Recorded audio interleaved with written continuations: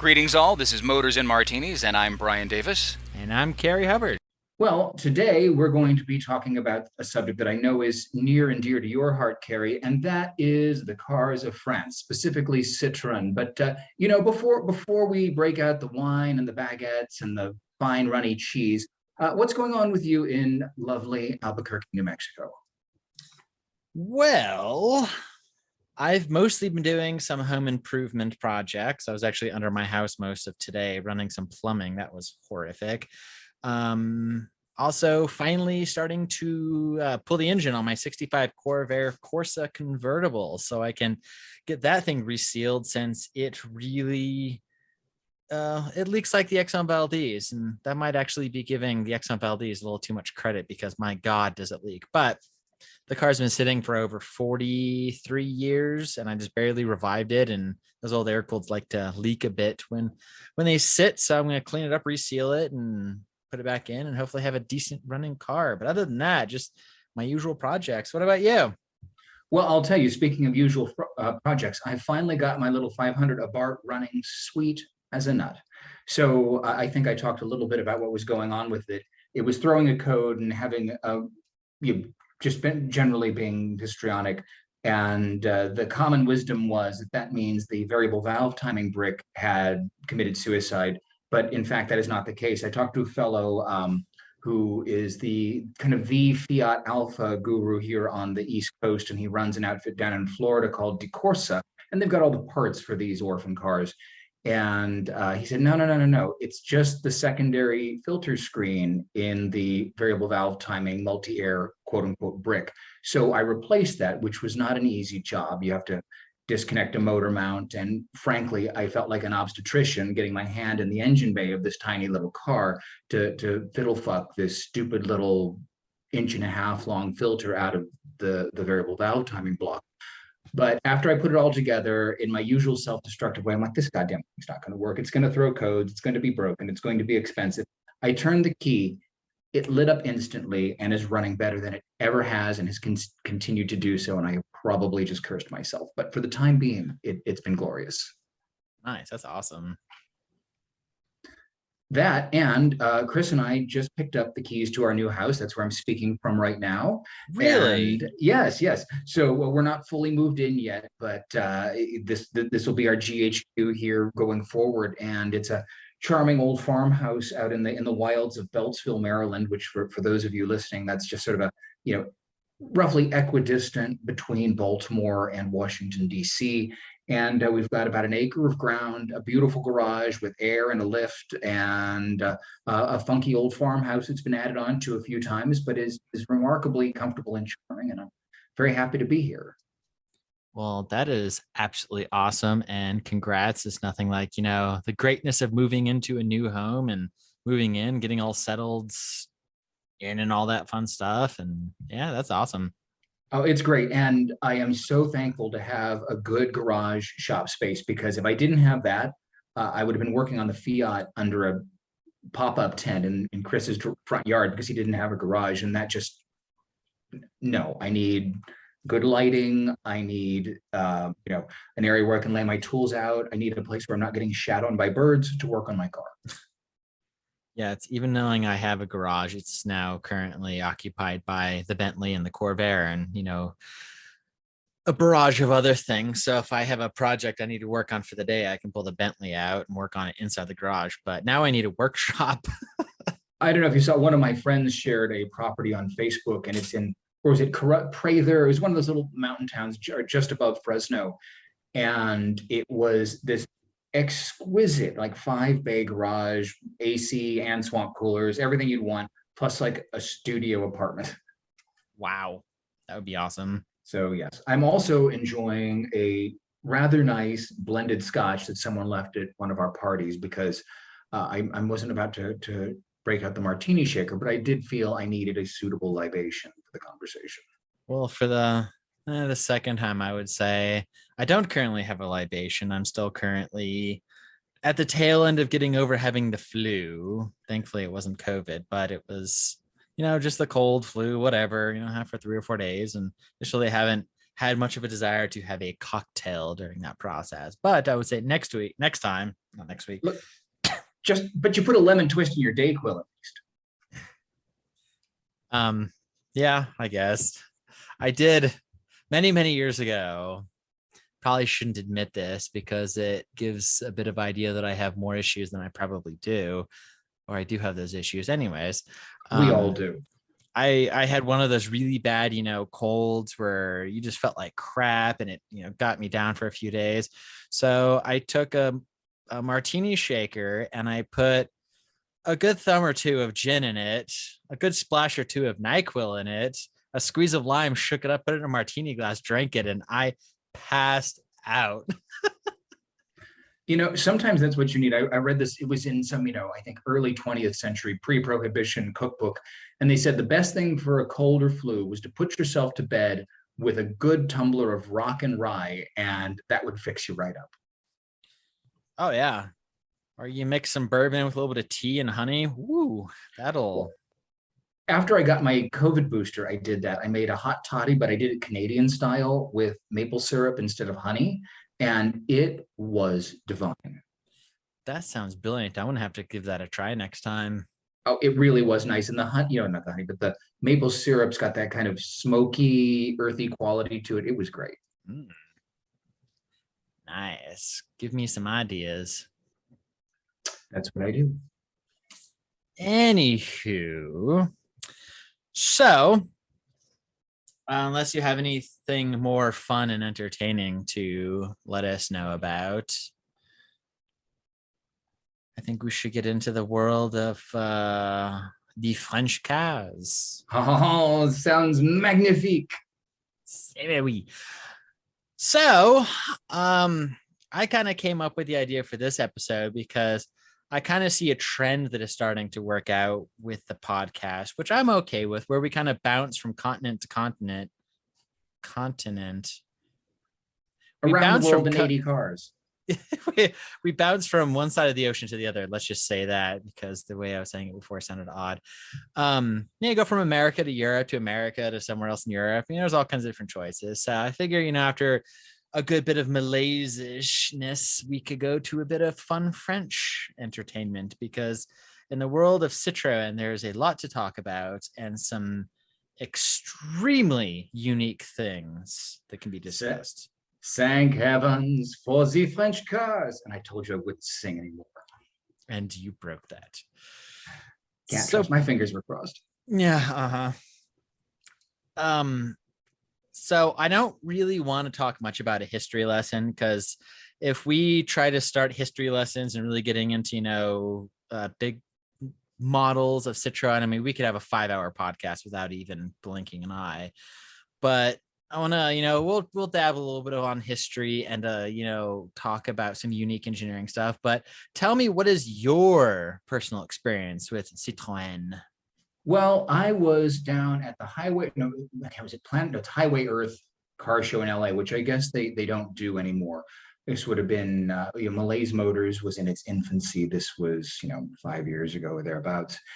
And the reason I was there is there's a fellow in LA who was a real eccentric. He's got all kinds of bizarre cars. He let me sit on his Henderson, and any man who will let me ride astride a Henderson is aces in my book. But it gets better. He also has a Tatra, and I was able to ride in that too. That's why I was there. I was trying to write a piece about the Tatra.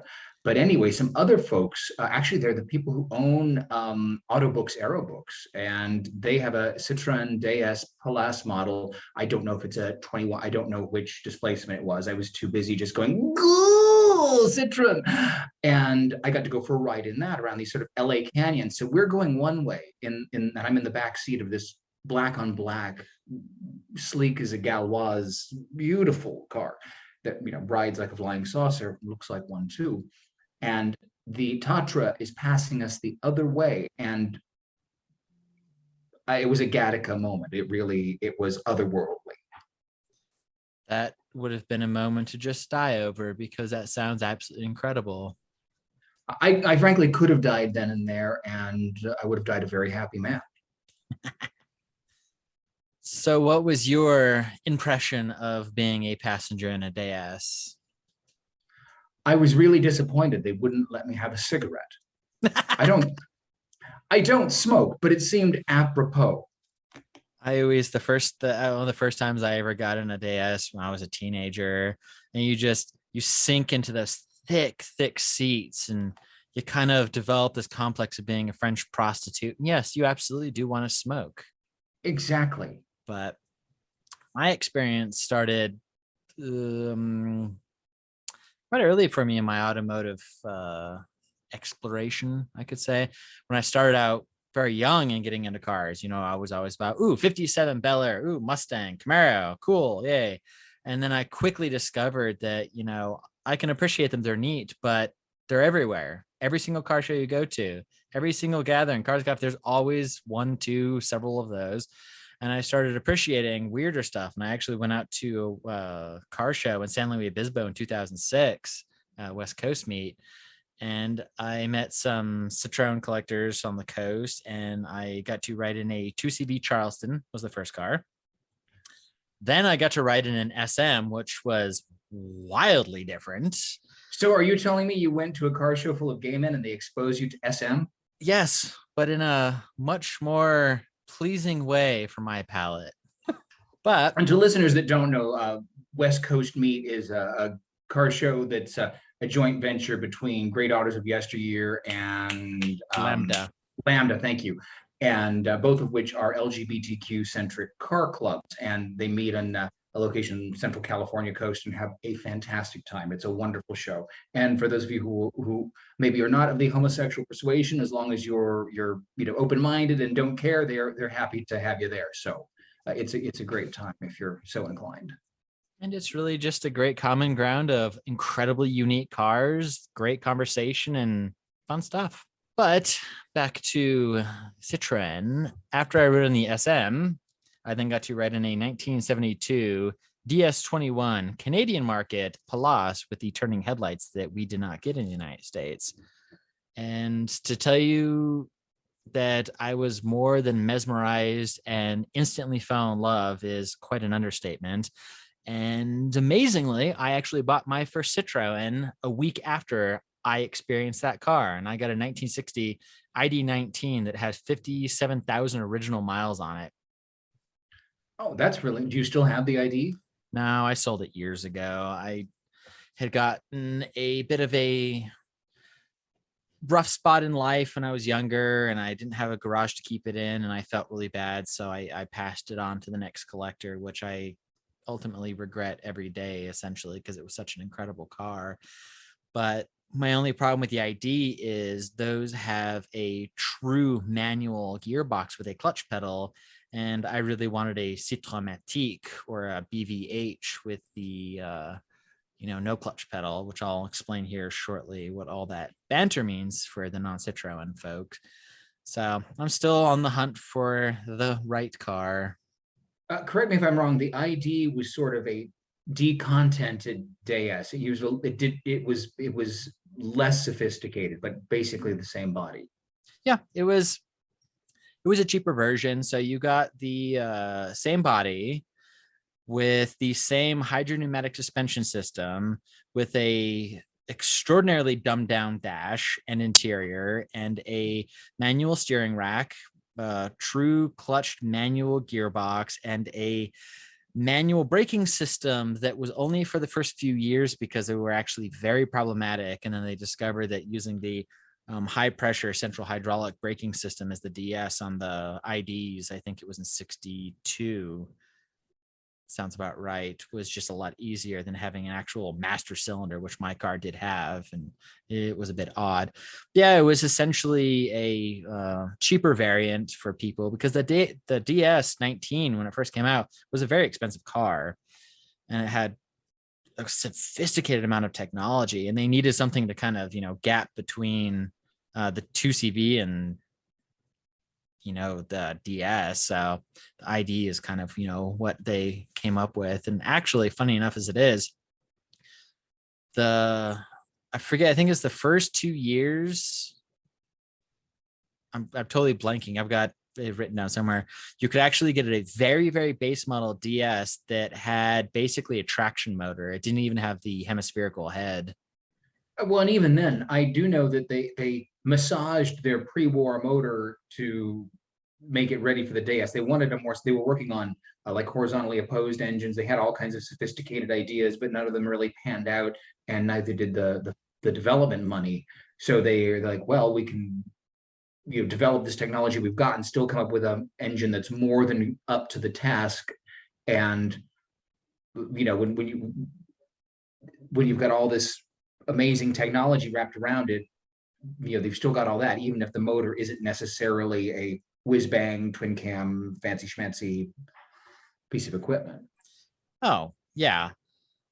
See, what's really interesting about with Citroen, this has happened more than a couple of times with several different projects, is they get all these incredible ideas that they want to put all together, and the DS is actually amazing that they were able to put all of the different things all together, but still had to use the pre-war engine essentially of the traction that they made a few changes on, but it's essentially the traction engine, which is what they came out with in the early 30s. They were planning on using an extraordinarily complicated horizontally opposed six-cylinder. Originally, they were going for liquid cooled, then they went for air cooled. And then I think they got a little bit too down to the wire, or there was a bit of a financial crunch trying to make all that happen. So they took the traction engine, which they made the traction for 3 years alongside the D. So the D technically came out in 55, but they're really 56s. And then they stopped making the traction in 57, which is what my car is a late 57 production car.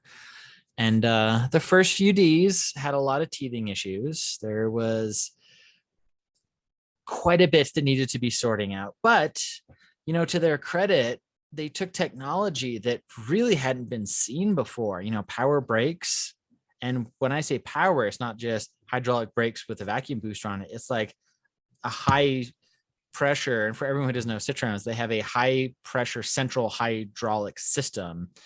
They don't run on hydraulic, the suspension is not hydraulic, quote unquote, per se. They're hydropneumatic, but the main car has a hydraulic system that's run off of a pressure pump off of the engine that then pressurizes the transmission gear change, the brakes, the steering, and the suspension. And by doing that, the car has absolutely no springs, no struts, doesn't really have any sort of conventional suspension that you would possibly know as suspension. It has these balls, these spheres that have a diaphragm in it. They're charged with nitrogen. I think it's 800 PSI up front and 600 in the rear or whatnot.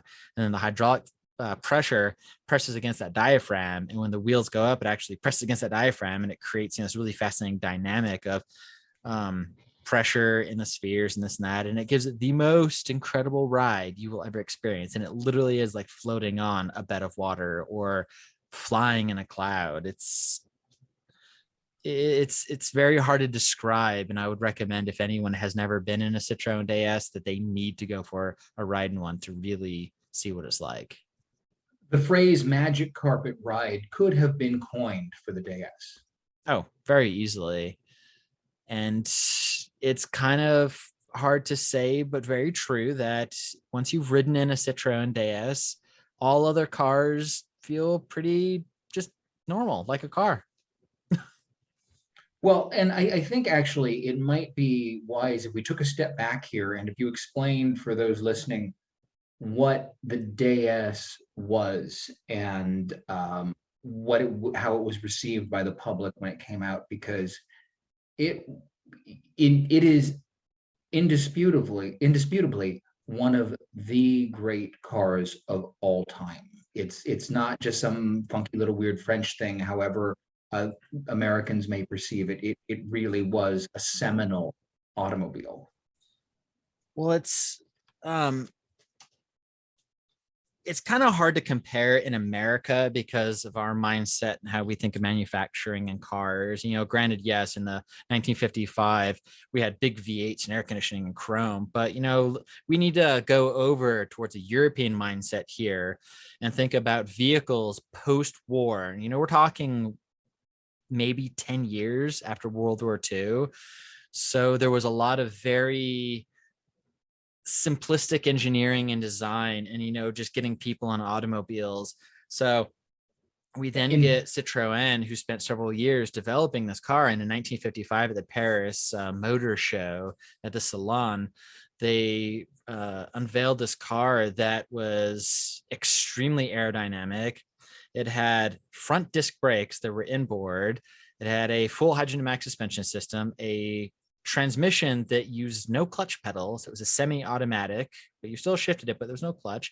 Power brakes, power steering, crumple zones. I mean, kind of crash protection, incredibly unique and exotic materials. They use aluminums and fiberglass. And, you know, originally the panels on the fenders were supposed to be this very exotic composite, but they discovered in the long run that there was some issues with it. So, which is why the panels actually have floating pins, and it's a whole different story. But, you know, you look in 1955 in Europe, the very simplistic engineering and designs that you had, and then you saw that car, and it was literally a spaceship. It was perceived as this state-of-the-art from the future spaceship, and they received 12,000 orders in the first short period of time that they actually released that car in 55, and people were beside themselves. They really did not know how to take it in because of how different it was.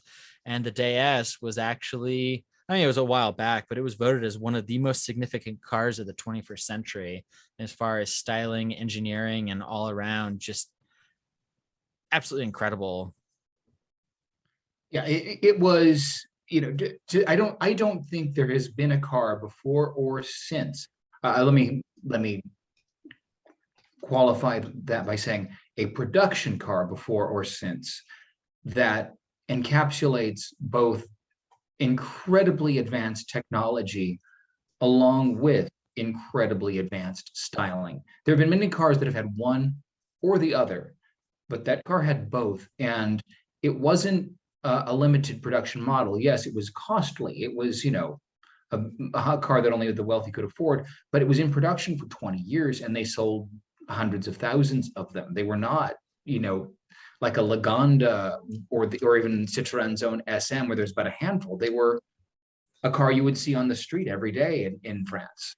So something interesting on top of that as well is the Citroen DS was actually considered the car of France because it saved President de Gaulle's life in a shootout because of this very sophisticated hydrodynamic suspension system and its front wheel drive. You can basically, the only reason why it has two rear wheels is because you can't have a car with two wheels. That's not how it works.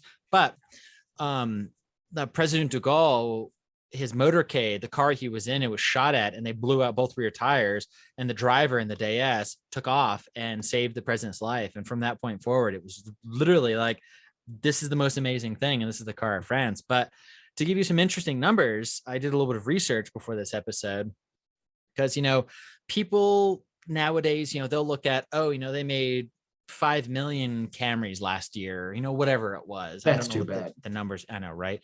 But if you look at production numbers back in the day, you know, if you reached over 1 million cars, that was absolutely incredible for production. And between 1955 to 1975, they made 1.45 million Citroen DSs. And that was within a couple of different countries. 1.3 million were actually made at Quai du Javel at the Paris manufacturing plant. But to give you some interesting perspectives, throughout the entire production of the Jag E-Type, they only made 18,000 of those. They only made 76,356 Porsches, and that's Gaumons, Pre-A's, A's, B's, and C's. And then, like, you know, for America, they made 1.8 million Corvairs, which was pretty incredible for its time as well. Yeah, the Corvair was a well-received car, and in spite of Nader's pronouncements. But again, the Corvair is a story for another episode. It absolutely is.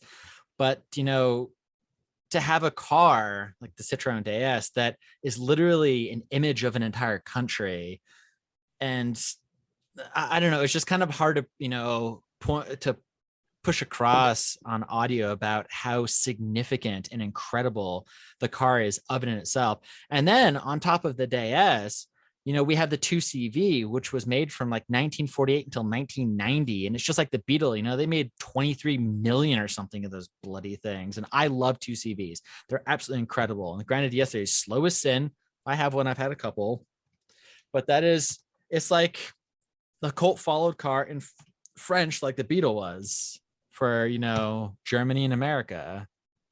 If I'm going to do my best to encapsulate this for an audio audience. If you could take the Eiffel Tower and make it a car, the Deux Chevaux, the 2CV, and the DS and its derivatives, that's what they would be. They are that emblematic of France.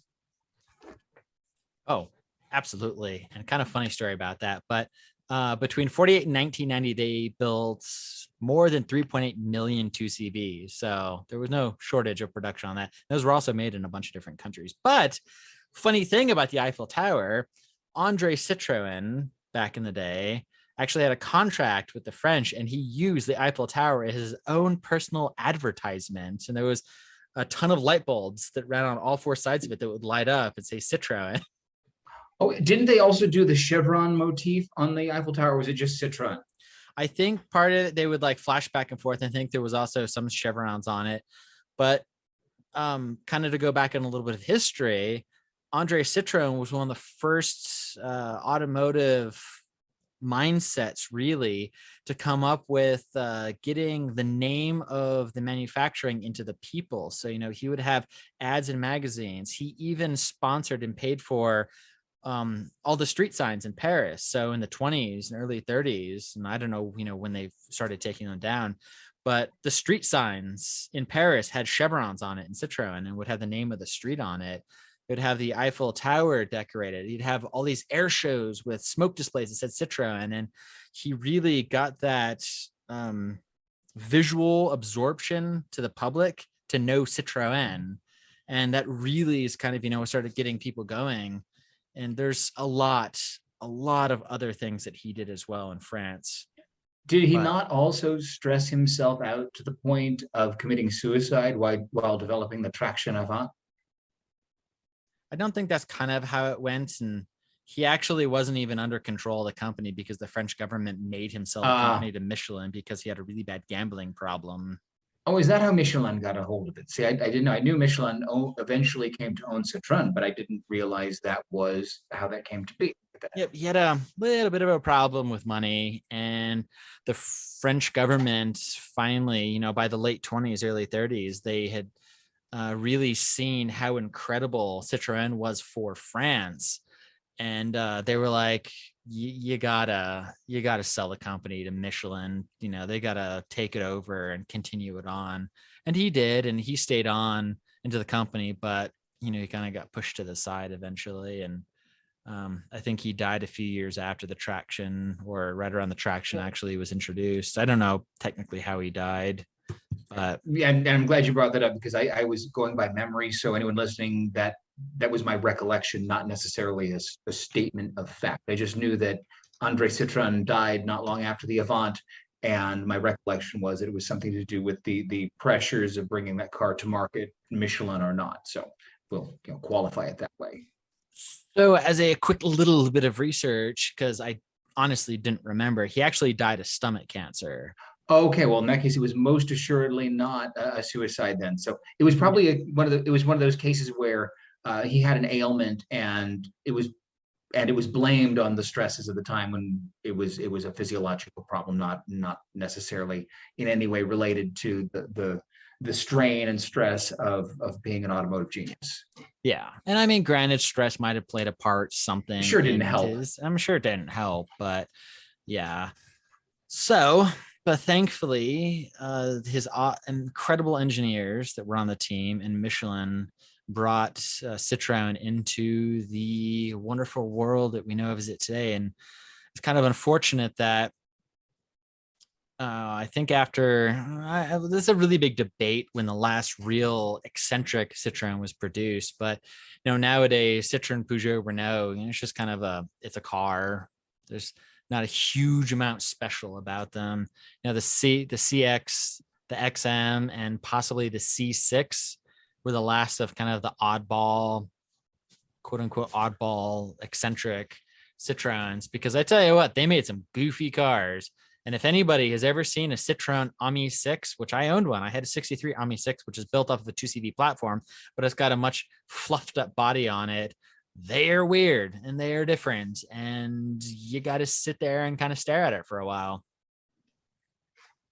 I don't know. I would say the Picasso was kind of weird, and that's a more recent Citroen. I mean, maybe not weird in the panoply of Citroens, but by the standards of other production cars of the 90s and aughts, it was kind of weird. Yeah, I would say on a level of it, maybe, but um, But it was no DS. there was no DS. I mean, even a CX itself is bloody weird. I've worked on a bunch of CXs. I adore them. They're wonderful cars. Well, the DS was otherworldly, and the name DS, when you pronounce it that way, it's a pun on the French word for goddess. Yes, yes, it is. And that's what if you ever hear anybody referring to the goddess or the Citroen goddess, it is the DS or the DS. Yeah, letter D, letter S. Yep.